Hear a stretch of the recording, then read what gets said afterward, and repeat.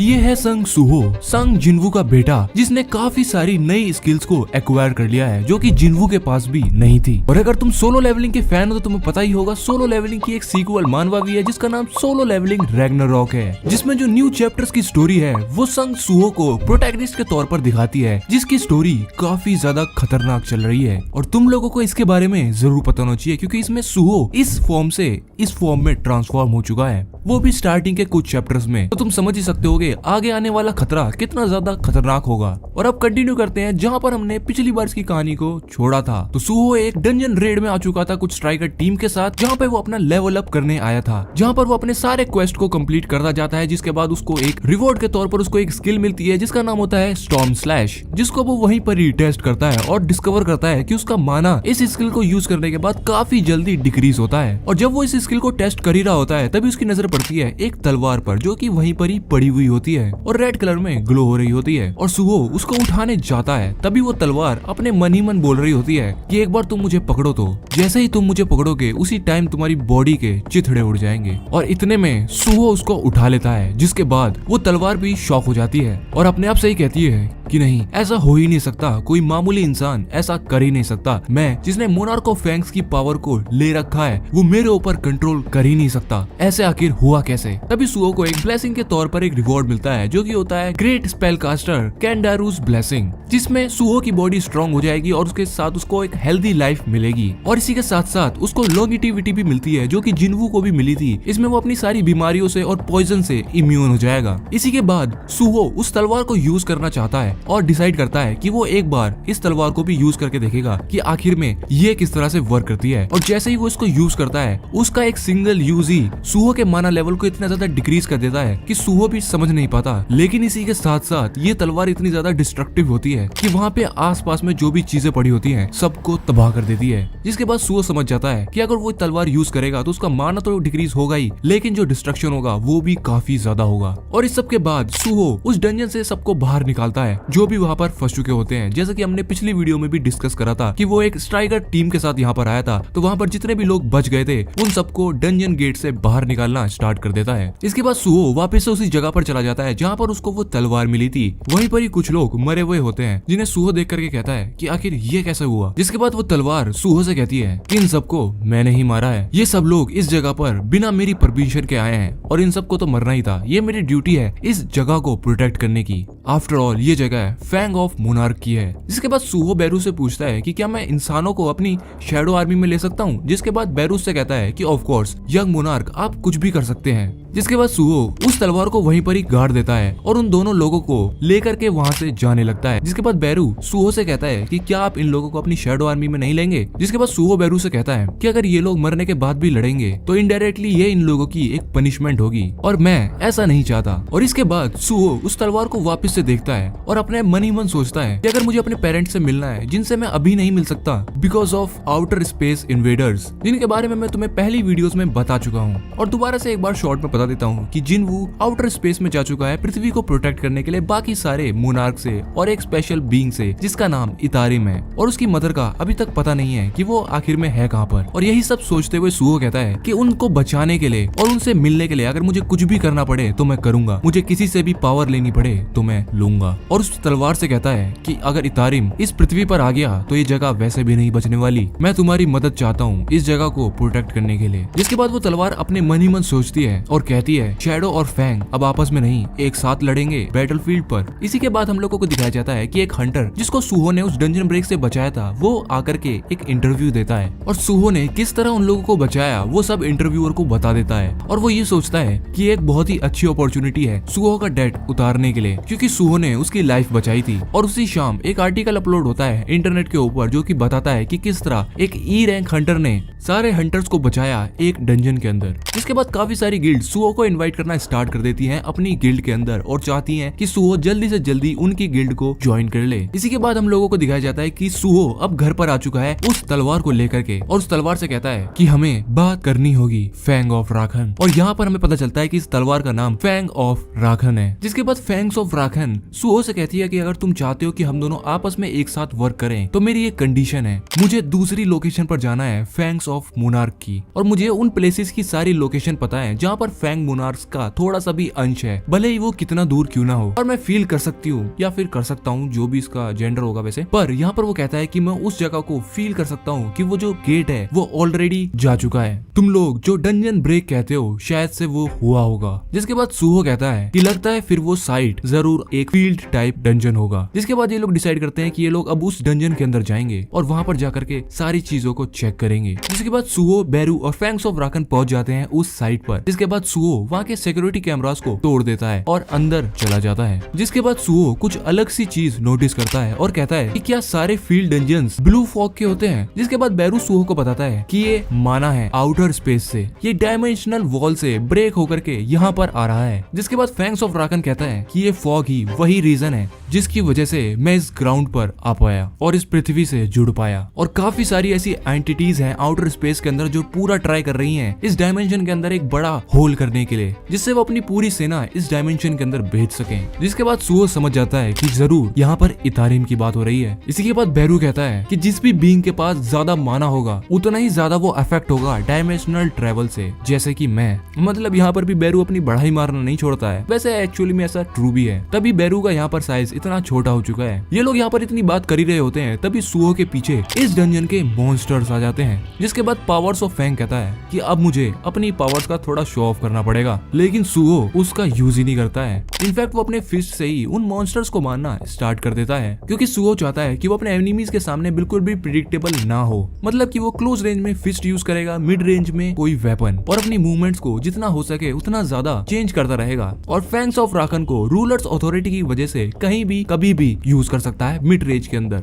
और इसी का यूज करते हुए वो वहाँ के सारे मॉन्स्टर्स को आसानी से मार देता है और उन सभी को अपनी शैडो आर्मी के अंदर भी ले लेता है। और इसके बाद ही वो कहता है कि अब मैं 5 शैडो सोल्जर्स को आराम से हैंडल कर सकता हूँ, क्योंकि अब मेरा इंटेलिजेंस स्टैट बढ़ चुका है। जिसके बाद बेरू कहता है कि यह तो बिल्कुल बकवास है शैडो मोनार्क के कंपैरिजन में, ये तो कुछ भी नहीं है। जिसके बाद सूहो उसे एक टपली मारता और कहता है चुप हो जा। जिसके बाद ही फैंग्स ऑफ राकन सूहो और बेरू को वो लोकेशन दिखा देता है जहाँ पर सैक्रेड ग्राउंड हुआ करता था, जिसे सूहो देखने के बाद समझ जाता है कि एक दूसरे गिल्ड की लोकेशन है जहाँ पर अगर ये एंटर कर लेगा तो ये उसके लिए क्राइम माना जाएगा। लेकिन तभी उसकी नजर पड़ती है वहाँ पर आए हुए कुछ लोगों पर जो कि गाड़ियों में भर के इंसान लेकर आ रहे होते हैं। मतलब इंसानों का किडनैप करके इस प्लेस पर लाया जा रहा है। जिसके बाद बेरू यहाँ पर कहता है यंग मोनार्क, हम यहाँ पर ट्रेसपास कर रहे हैं और अगर हमने अभी कोई एक्शन ले लिया तो आपका हंटर्स लाइसेंस भी कैंसिल हो सकता है। इसी के बाद बेरू पीछे मुड़कर देखता है तो सूहो ऑलरेडी जा चुका होता है और नीचे पहुंचने के बाद सोचता है कि शिट, मैंने वापस से पहले एक्शन लिया और बाद में सोचा अब मैं यहाँ पर आ चुका हूँ तो अब मुझे इन लोगों को सबक सिखाना ही होगा। लेकिन मैंने दूसरी गिल्ड की लोकेशन पर ट्रेसपास किया है और अगर मुझे पकड़ा गया तो ये एक इलीगल क्राइम माना जाएगा। जिसके बाद सूहो एक मास्क बनाता है और उससे अपना फेस ढक लेता है। लिटरली यहाँ पर क्रिश लग रहा होता है। जिसके बाद वहाँ के गुंडे क्रिश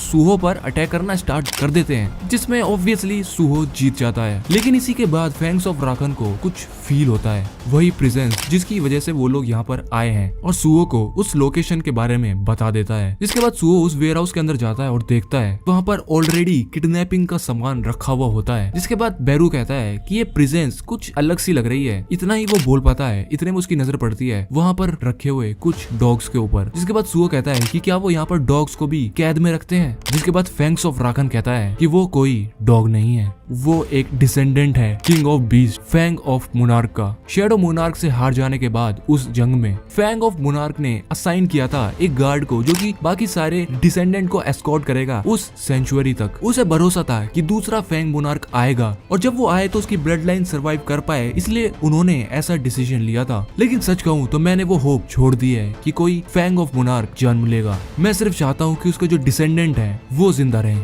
जिसके बाद बेरू उस डॉग को देखता है और सूहो से कहता है कि इसकी जो एनर्जी है वो धीरे धीरे कम हो रही है, अगर उसको नहीं बचाया गया तो ये काफी जल्दी मारा जाएगा। इसी के बाद ही सूहो और बेरू को एक प्रेजेंस फील होती है और उन लोगों को पता चलता है कि वहाँ पर एक मॉन्स्टर आ चुका है और वो उन लोगों से कहता है कि हाइना गिल्ड बिल्कुल यूजलेस है, इंसानों पर भरोसा किया ही नहीं जा सकता। जिसके बाद फैंग ऑफ राकन जोर से कहती है प्रॉकी तुम अभी तक जिंदा हो। जिसके बाद सूहो कहता है कि क्या तुम इसे जानते हो। जिसके बाद फैंग्स ऑफ राकन बताता है कि यही वो गार्ड है जिसको असाइन किया गया था बाकी सारे डिसेंडेंट्स की ड्यूटी के लिए। जिसके बाद ही ब्रॉकी जो कि वो मॉन्स्टर है वो कहता है कि काफी टाइम हो गया मिले हुए फैंग्स ऑफ राखन, मुझे पता नहीं था तुम अभी तक जिंदा हो। जिसके बाद फैंग्स ऑफ राखन कहता है कि ब्रॉकी क्या तुम भूल चुके हो, तुम्हें हमें प्रोटेक्ट करने के लिए भेजा गया था, तुम यहाँ पर कर क्या रहे हो। लेकिन ब्रॉकी कुछ भी नहीं सुनता और सूहो पर अटैक करने आ जाता है और सूहो को इतना जोर से धकेलता है कि लिटरली वो उस वेयर हाउस की दीवार तोड़ करके पीछे जाके कंटेनर में टकराता है। जिसके बाद ही बैरू कहता है कि जब मैं यहाँ पर आया था तब मैंने कोई अजीब सी ही एनर्जी को सेंस किया था, अब मुझे पता चला कि वो एनर्जी आखिर में थी किसकी, वो जरूर इतारिम था।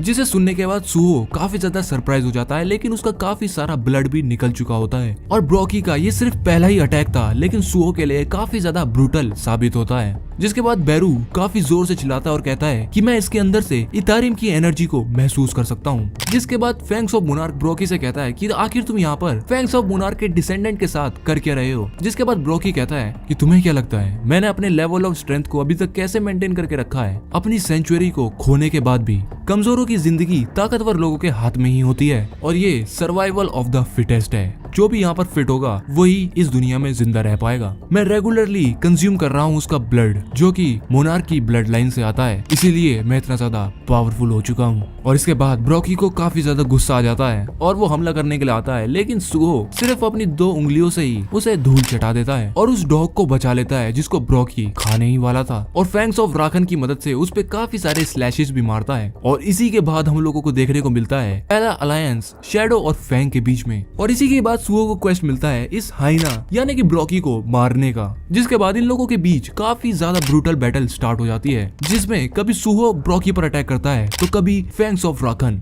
और फैंग्स ऑफ राखन ब्रॉकी पर अटैक करते हुए कहता है कि तुम्हें आखिर हुआ क्या है, तुम ऐसे कब बन गए, तुम तो रिस्पेक्ट करते थे राखन की। जिस पर ब्रॉकी को काफी ज्यादा गुस्सा आ जाता है और सूहो को मारना स्टार्ट कर देता है। जिसके बाद सूहो लिटरली काफी ज्यादा ब्रूटल कंडीशन में आ जाता है, उसकी हड्डियां तक टूट चुकी होती हैं और वो फील कर सकता है उसकी हड्डियां टूट चुकी हैं। लेकिन इसी के बाद सूहो सोचता है कि अगर इस जगह पर मेरे फादर होते तो वो क्या करते। और इसी के बाद ही अपनी शैडो आर्मी का यूज करके अपना एक गॉन्गलेट बनाता है और उस हाइना यानी कि ब्रॉकी पर अटैक करता है। लेकिन ब्रॉकी उस अटैक को आसानी से डॉज कर लेता है और सूहो पर और भी तेजी से अटैक करने आता है। लेकिन इसी के बाद ब्रॉकी पर वो डॉग अटैक करता है और उसकी फॉर्म भी काफी ज्यादा बड़ी हो चुकी होती है, लिटरली वो एक वुल्फ में कन्वर्ट हो चुका होता है। जिसके बाद ही सूहो को एक नोटिफिकेशन आती है कि सक्सेसर ऑफ फैंग ने तुम्हें रिस्पेक्ट शो करी है फाइटिंग स्पिरिट दिखा करके, क्या तुम सक्सेसर ऑफ फैंग को अपनी पार्टी में एक जगह दोगे। जिसके बाद सूहो को पता चलता है कि उस डॉग के अंदर भी राखन की पावर्स हैं। जिसके बाद सूहो सक्सेसर ऑफ फैंग को अपनी पार्टी में जगह दे देता है। और इसी के बाद अब कुछ खतरनाक होने वाला था, लेकिन इससे पहले हम लोगों को कुछ पहले के ग्लिम्स दिखाए जाते हैं जहाँ पर सक्सेसर ऑफ फैंग और वो हाइना यानी कि ब्रॉकी बैठे हुए होते हैं और ब्रॉकी उस डॉग से कहता है कि राखन के वारिस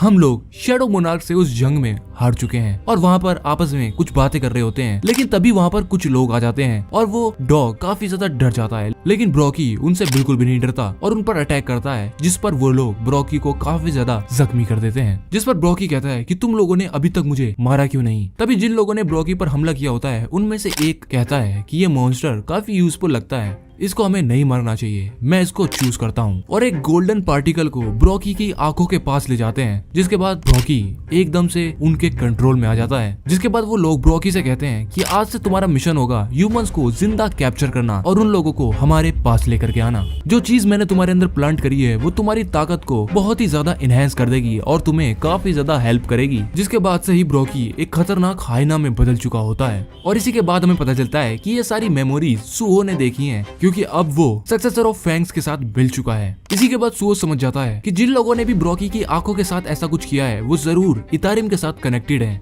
और इसी के बाद सूहो समझ जाता है कि सक्सेसर ऑफ फैंग ब्रॉकी से बदला नहीं लेना चाहता बल्कि उसको बचाना चाहता है। जिसके बाद ब्रॉकी सूहो पर काफी तेजी से अटैक करने आता है, लेकिन तभी सूहो की स्क्रीन पर एक नोटिफिकेशन पॉप होती है जिसमें उसको एक क्वेस्ट मिला होता है मोनार्क के वारिस को ढूंढने का, और अभी तक वो 8 में से सिर्फ एक ही वारिस को ढूंढ पाया है। और क्योंकि उसने एक वारिस को ढूंढ लिया है तो एक स्पेशल बॉन्ड की स्किल भी उसको मिल जाती है, जिसके बाद अब वो एक ट्रांसफॉर्मेशन में जाने वाला था। जिसके बाद बैरू भी कहता है कि लगता है यंग मोनार्क अब बिल्कुल कुछ नया ही एक्सपीरियंस कर रहे हैं, ये तो कुछ अलग ही है। जिसके बाद ब्रोकी सुहो पर काफी तेजी से अटैक करने आ रहा होता है, लेकिन तभी सुहो अपने हाथ से उसे रोक लेता है। लेकिन उसके हाथ देखने में एक वुल्फ की तरह लग रहे होते हैं। और इसी के बाद हमें दिखाया जाता है सुहो की नई फॉर्म को, जो कि कंबाइन होकर के मिली है सक्सेसर ऑफ फैंग और संग सुहो के साथ। और इसी के बाद सुहो के सारे सेंसेस बिल्कुल एक बीस्ट की तरह हो चुके होते हैं। उसकी बॉडी काफी ज्यादा लाइट हो चुकी होती है। अब वो काफी आसानी से ब्रोकी के सारे अटैक्स को डॉज कर पा रहा होता है और आराम से ब्रोकी पर अटैक भी कर रहा होता है। और एज एक्सपेक्टेड सुहो इस फाइट में जीत भी जाता है, जिसके बाद सुहो की काफी सारी पावर यूज हो जाती है। लेकिन ब्रोकी की आग से वो ग्लोइंग पार्टिकल भी टूट जाता है। तो यार बस इस वीडियो में अभी इतना ही। बाकी क्या सुहो ब्रोकी को अपनी शैडो आर्मी में लेगा या फिर नहीं लेगा, तो ये तो हम नेक्स्ट वीडियो में देखेंगे। तो मिलते हैं अब नेक्स्ट वीडियो में।